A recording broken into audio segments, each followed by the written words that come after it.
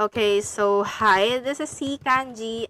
It's my first time doing a voiceover, so forgive me for my mistakes.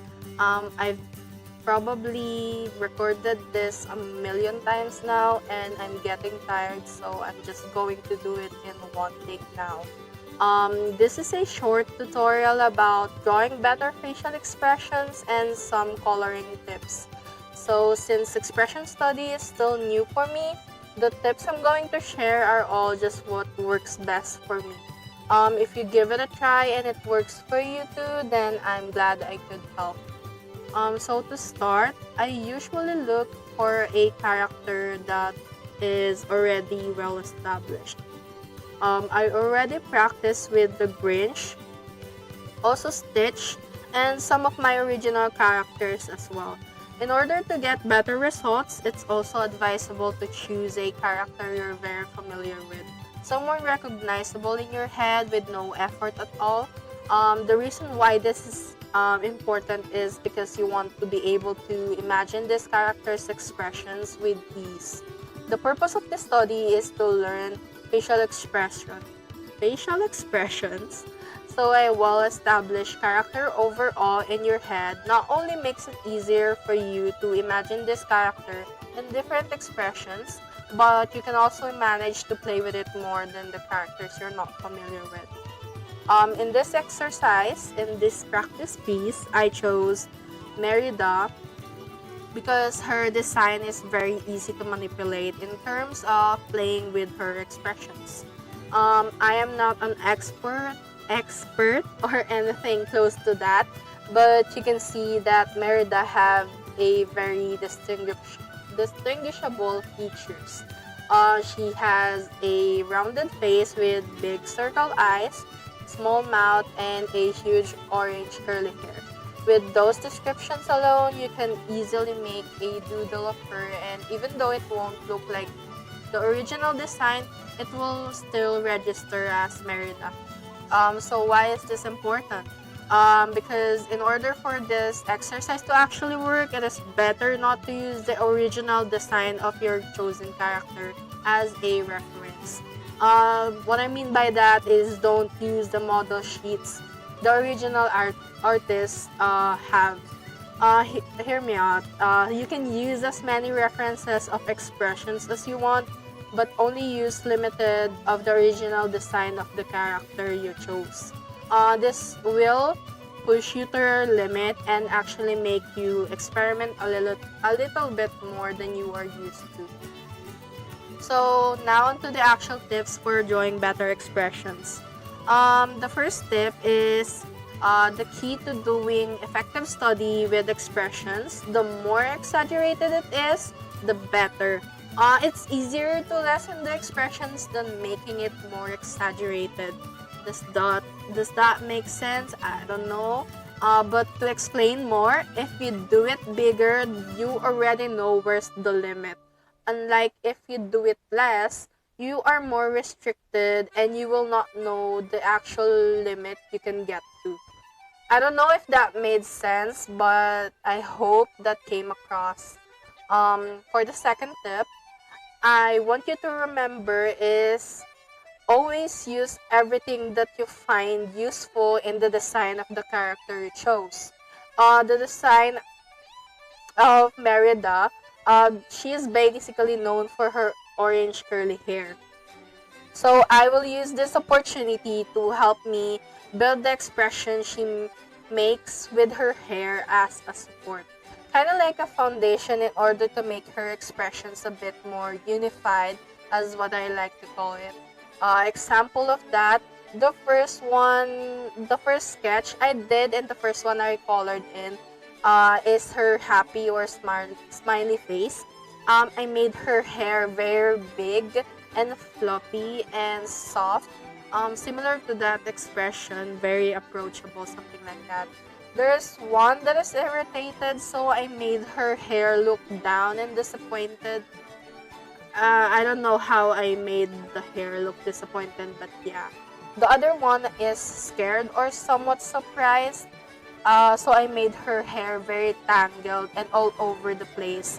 it has a bit more strands coming out, something like that. Um, so not only her face has an expression, but also her signature design, which is her hair. Guys, by the way, sorry if you can hear any background noise.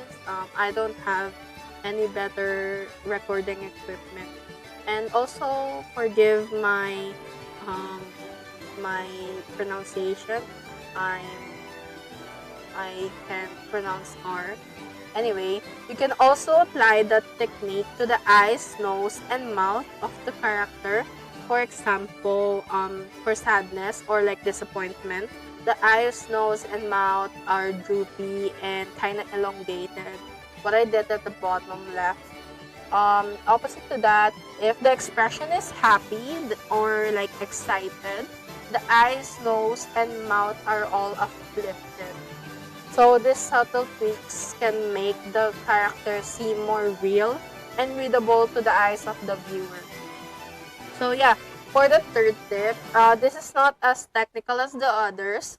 I struggled with drawing same faces. So this is like the opposite of the same face syndrome for other artists. I don't know if other artists are like this as well, but yeah, I can draw I can't draw same faces. That's why I struggle to make original characters.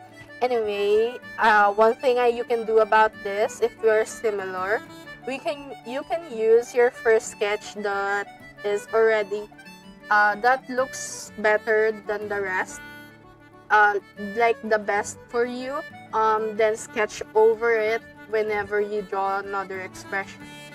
You can see me doing that in the sketch phase. This will help you to measure out the distances between eyes, nose, and mouth, and you can also maintain the shape of the face. It is important to be consistent with the design, original or not, for you to visualize other expressions better. For the fourth tip, don't limit yourself drawing with only facial expressions. What I meant by that is also try to add other body language for the character to express themselves much better. Because this can make the character feel more alive, such as using hand gestures, shoulder shrugs, even the tilt of the head. It makes a huge difference. Of course, this is if we are talking about expanding your knowledge through this exercise. It's okay to only focus on facial expressions if that's what you want. If that's what you want. So for the fifth and last tip in this study, before we move on to some coloring tips, light and shading is important for an effective expressions, and that is to maintain that intensity and the exaggeration you initially focused on. So don't be afraid to darken some parts of the face to show extreme facial expressions such as anger, or intense white highlights if your character is excited.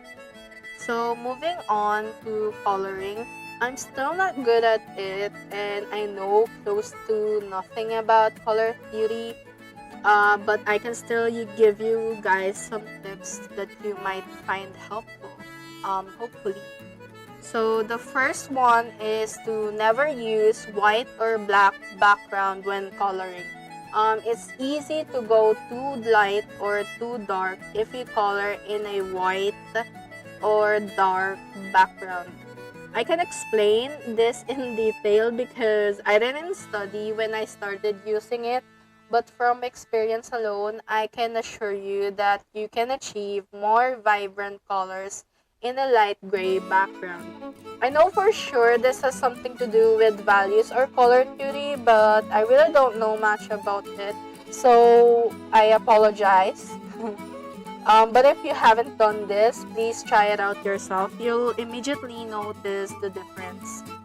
Second tip is to never use your initial colors or your flat colors or the colors you chose first. This is to This is if you don't plan out your colors beforehand like me. Some artists take their time to plan out their palette before starting. That doesn't apply to me at all.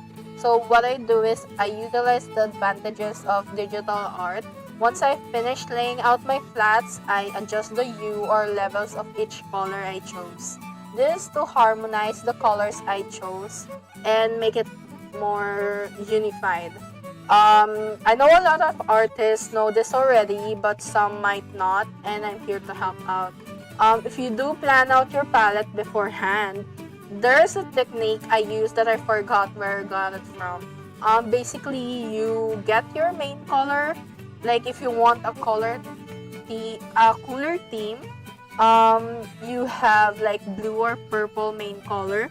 Then you put your other colors like the palette of your character on top of the main color. Then you lower the opacity.